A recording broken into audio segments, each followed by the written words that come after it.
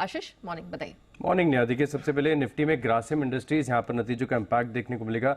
नतीजे फिलहाल अगर आप देखें तो थोड़े से मिक्स नजर आ रहे हैं, क्योंकि आय का आंकड़ा हल्का सा कम है। कामकाजी मुनाफे की बात की जाए तो ये भी आंकड़ा कम है, लेकिन मुनाफे का एस्टिमेट था 197 करोड़ और इसके मुकाबले 236 करोड़ का आंकड़ा यहाँ पर देखने को मिला है। आरती इंडस्ट्रीज यहाँ पर भी अगर आप देखें तो स्लाइटली वीक है, क्योंकि 16.7% के मार्जिन एक्सपेक्टेड थे, इसके मुकाबले 15% के मार्जिन आए हैं और मुनाफे का अनुमान था 100 करोड़, तो 124 करोड़ का आंकड़ा यहाँ पर आया। लेकिन ऑपरेशनल फ्रंट पर अगर आप देखें तो थोड़े से कमजोर ही देखने को मिल रहे हैं। बायोकॉन यहाँ पर देखिए नतीजे वीक है, हालांकि साल दर साल पूरी तरीके से कंपेरेबल नहीं है। आगे और जानकारी आपको कॉल के दौरान मिलेगी, लेकिन फिलहाल के लिए अगर आप देखें तो जो 3690 करोड़ का अनुमान था रेवेन्यू का, बिल्कुल उसी के आसपास देखने को मिल रहा है। 3954 करोड़ के आसपास है। ग्रॉस मार्जिन 69% पर आए हैं। कामकाजी मुनाफे में ग्रोथ आपको 44% की देखने को मिली है। रैमको सीमेंट्स यहाँ पर भी नतीजों का इम्पैक्ट है। यहाँ पर जो आय का आंकड़ा आया है वो लगभग अनुमान के मुताबिक है। कामकाजी मुनाफे की बात की तो थोड़ा सा कम है, 432 करोड़ एक्सपेक्टेड था, इसके मुकाबले 395 करोड़ है। और इनफैक्ट मार्जिन्स का आंकड़ा भी और मुनाफे का आंकड़ा भी अनुमान से कमजोर ही नजर आ रहा है। यूबीएल यहाँ पर देखिए जो नतीजे हैं अनुमान से थोड़े से कम ही नजर आ रहे हैं। कामकाजी मुनाफे का एस्टिमेट था 213 करोड़, 146 करोड़ आया। मार्जिन एक्सपेक्टेड थे 11.7 और 8% के मार्जिन यहाँ पर देखने को मिले। अब बात करें कुछ कैश के स्टॉक्स की तो पतंजलि फूड्स यहाँ पर दिखेगा नतीजे थोड़े से कमजोर लग रहे हैं। कामकाजी मुनाफे में 7% की गिरावट है, मुनाफा 20% घटा है। आरवीएनएल में देखें तो कामकाजी मुनाफा 10% घटा और मुनाफे में 6% की गिरावट देखने को मिली। इरकॉन इंटरनेशनल के नतीजे काफी अच्छे हैं, जहां पर आप देख सकते हैं कि 29% की ग्रोथ मुनाफे में देखने को मिली है और 29% की बढ़त आपको कामकाजी मुनाफा यानी एबिटा में देखने को मिली।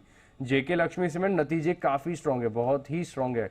ऑपरेशनल फ्रंट पर एबिटा 51% बढ़ा है। मार्जिन जो 10.7% के थे वो बढ़कर 15.3% हो गए और मुनाफे में भी आप देखिए शानदार 68% की बढ़त यहाँ पर देखने को मिली है। तो जेके लक्ष्मी सीमेंट कैश कैटेगरी में काफी अच्छे नतीजे हैं। तो ये सारे नंबर्स हैं जिनके रिव्यू आशीष ने आपके सामने रखे हैं, यहाँ पर फोकस रहेगा।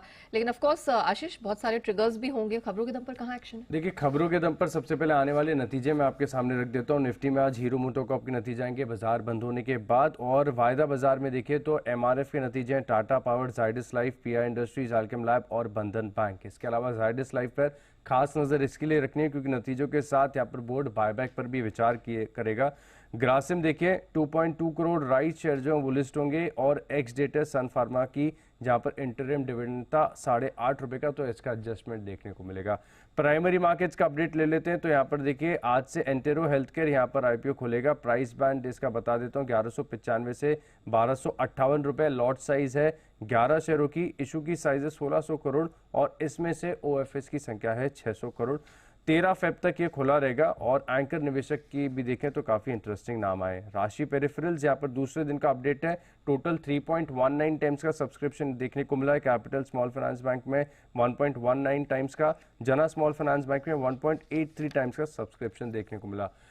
खबरों की बात करें तो कॉन्कोर, इरकॉन इंटरनेशनल और विष्णु प्रकाश आर पुगलिया ये स्टॉक रखिएगा रडार पर, क्योंकि कैबिनेट से 6 मल्टी रेलवे प्रोजेक्ट को मंजूरी मिल गई है। प्रोजेक्ट की अनुमानित लागत देखिए तो बड़ी है, 12,343 करोड़ के आसपास का है और प्रोजेक्ट 2029 से 30 तक पूरा होने की उम्मीद है, तो ये स्टॉक्स रडार पर रहेंगे। इसके अलावा टेलीकॉम स्टॉक्स यानी रिलायंस इंडस्ट्रीज, वोडाफोन आइडिया और एयरटेल, यहाँ पर देखें तो कैबिनेट ने स्पेक्ट्रम नीलामी को मंजूरी दे दी है। सरकार कुल 8 स्पेक्ट्रम बोर्ड की नीलामी करेगी। 800, 900, 1800, 2100 और 2300 मेगाहर्ट्ज की नीलामी यहाँ पर देखने को मिलेगी।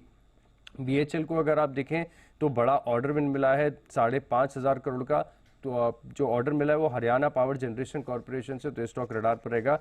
इसके अलावा अगर आप देखें तो fund action, bulk deal, block deals के लिहाज से कल्याण ज्वेलर्स जहां पर आप देखिए कि पब्लिक शेयर होल्डर हैं, इन्होंने अपनी हिस्सेदारी बेची है, घटाई है। अब हिस्सेदारी 17.59% से घटकर 9.19% हो गई है और इसमें बायर्स की अगर आप देखें तो काफी बड़े नाम है, इंटरेस्टिंग नाम है। मोतीलाल ओसवाल है, फ्रैंकलिन टेम्पल्टन है, गोल्डमैन सैक्स है, तो रडार पर रखेंगे। कल मैनकाइंड फार्मा में प्रमोटर्स की तरफ से शेयर बेचे गए थे 1.6% और इसके सामने जो खरीदार के नाम है वो आपके सामने रख देता हूँ। गवर्नमेंट सिंगापुर है, एसबीआई म्यूचुअल फंड है, साथ में अगर आप देखें तो सोसाइटी जनरल है जहां पर भी इन्होंने 1.94 लाख शेयर्स खरीदे हैं।